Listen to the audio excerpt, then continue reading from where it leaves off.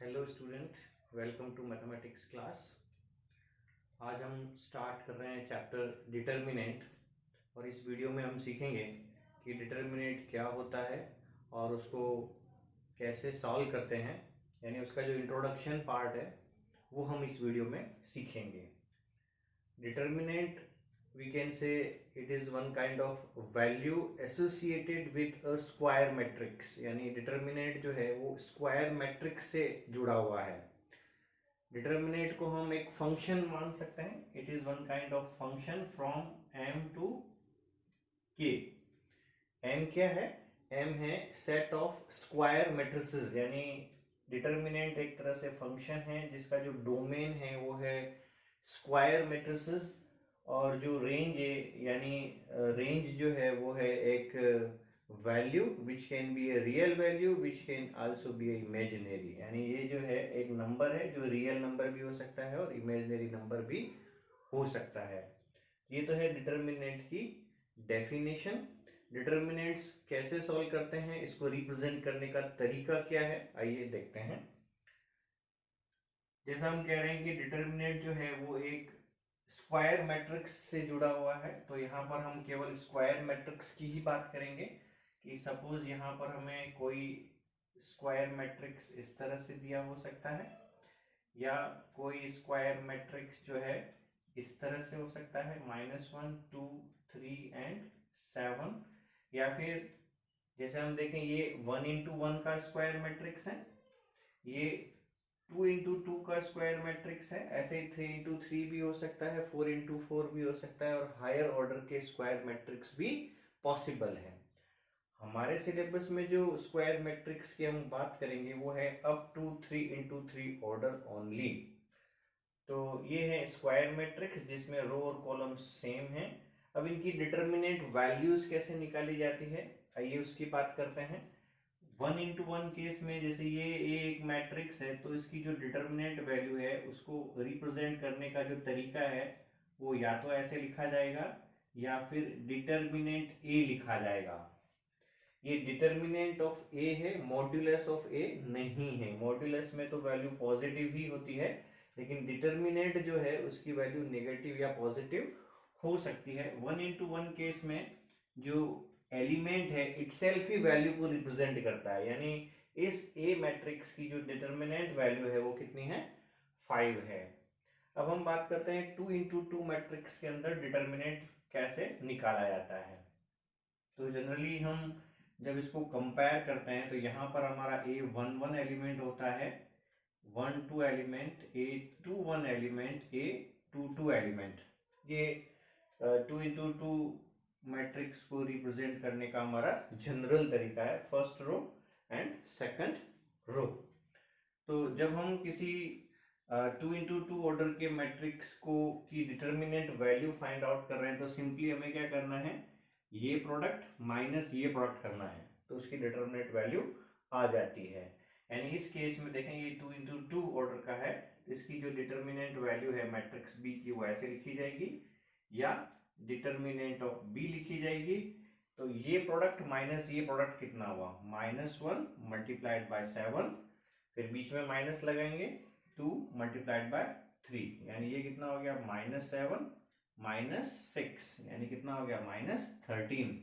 यानी इस B matrix की जो डिटर्मिनेंट वैल्यू है वो कितनी है, -13। आप देख सकते हैं ये नेगेटिव भी आ सकती है जैसा कि इस केस में आया है।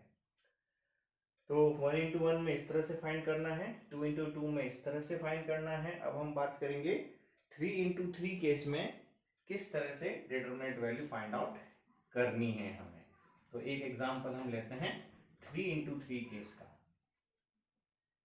सपोज मैंने एक ए मैट्रिक्स लिया 3 into 3 का, जिसके एलिमेंट है 5 1 2 3 -1 7 0 5 एंड 1।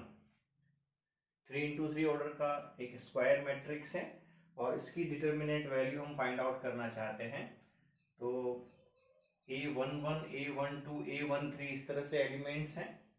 इसको अगर जनरल वे में लिखा जाता तो ये इस तरह से लिखा जाता, A11 A12 A13 A21 A22 A23, ये A31 एलिमेंट है, ये A32 एलिमेंट है और ये A33 एलिमेंट्स हैं। जनरल वे में लिखा है, ये हमने एक पर्टिकुलर एग्जांपल लिया है। अब देखिए एक ही डिटरमिनेंट वैल्यू निकालनी है, तो इसको हम इस तरह से रिप्रेजेंट करेंगे। यहाँ पर हम डिटरमिनेंट बना सकते हैं और उसके अंदर एलिमेंट लिख देंगे 5 1 2 3 -1 7 0 5 एंड 1। मैट्रिक्स ए की डिटरमिनेंट को हम इस तरह से रिप्रेजेंट कर सकते हैं। अब देखिए सॉल्व करने का क्या तरीका रहता है, इसको हम किसी भी रो या किसी भी कॉलम के अलोंग एक्सपांड कर सकते हैं। एज फार एज हमारी पॉसिबल ट्राई ये रहना चाहिए कि जिस रो या कॉलम में कोई एक या ज्यादा एलिमेंट जीरो आ रहे हैं उसके अलोंग एक्सपांड करना ज्यादा इजी रहता है। वैसे किसी भी रो या कॉलम के अलोंग एक्सपांड करेंगे हमें वैल्यू सेम ही मिलेगी। सपोज मैं इसको एक्सपांड करना चाहता हूं फर्स्ट रो के अलोंग, तो मैंने लिखा है एक्सपांडिंग अलोंग रो 1, ये हमारी रो 1 है, इसके अलोंग एक्सपांड करते हैं। तो सबसे पहले हमें लिखना होगा A11 एलिमेंट, यानी ये वाला एलिमेंट, ये लिखा मैंने 5। अब A11 एलिमेंट है, इसका मतलब जब हम इसके अलोंग डिटरमिनेंट वैल्यू निकाल रहे हैं तो हमें फर्स्ट रो फर्स्ट कॉलम को डिलीट मारना है, यानी ऐसे डिलीट करना है। अब रिमेनिंग एलिमेंट क्या बच गए हमारे पास, ये, तो ये प्रोडक्ट माइनस ये प्रोडक्ट कितना है वो यहाँ लिखना है हमें इसके मल्टीप्लीकेशन के अंदर, ये प्रोडक्ट माइनस ये प्रोडक्ट, यानी -1 -35। ठीक है, देन हमें लिखना है A12 एलिमेंट, उसका साइन रहेगा माइनस। देखिए A11 का साइन प्लस है, A12 का साइन माइनस है। कारण क्या है कि जब हम 1 और 1 यानी I और J को प्लस करते हैं और रिजल्ट एक इवन नंबर है, जैसा कि 1 और 1 2 होगा तो इवन है, तो उस केस में हमें पॉजिटिव साइन लगाना है। और यहाँ पर I और J का सम 3 आएगा और 3 एक ऑड नंबर है तो साइन क्या लगाना है, नेगेटिव। यानी सम अगर इवन है तो साइन लगाना है पॉजिटिव, और सम अगर I और J का सम अगर ऑड है तो साइन लगाना है नेगेटिव। तो -5 सॉरी -1 ये वाला एलिमेंट लिया है, और ये है हमारा 1 2, यानी फर्स्ट रो सेकंड कॉलम को डिलीट करना है, फर्स्ट रो सेकंड कॉलम को ऐसे डिलीट किया, ये प्रोडक्ट माइनस ये प्रोडक्ट लिखेंगे 3 -0 3 -0। देन हमारा फर्स्ट रो का आखिरी एलिमेंट है 1 3, ऑब्वियसली साइन क्या रहेगा, प्लस रहेगा, ये 2 लिखा, और डिलीट करेंगे first row third column elements को, ये यानी ये प्रोडक्ट माइनस ये प्रोडक्ट, यानी 15 -0। और बस इसको सॉल्व कर लेंगे, कितना आता है 5 -36 -1 3 +2 15 6 5 जा 30 5 3 जा 15, ये कितना हो गया 180, माइनस का 3 प्लस का 30, यानी कि कितना हो गया, ये हो गया माइनस का 150 माइनस का 153, और ये हमें मिल गई ए मैट्रिक्स की डिटरमिनेंट वैल्यू। तो इस तरह से हम 3 × 3 ऑर्डर के जो मैट्रिक्स हैं उनकी डिटरमिनेंट वैल्यू इस तरह से अलोंग एनी रो और अलोंग एनी कॉलम एक्सपांड कर सकते हैं। अगर हम इसके अलोंग एक्सपांड कर दें, यहाँ 0 है तो हमें ये वाली कैलकुलेशन नहीं करनी होती। तो आप देखिए, प्रैक्टिस करिए और इनको सॉल्व करने की ट्राई करिए। Thank you.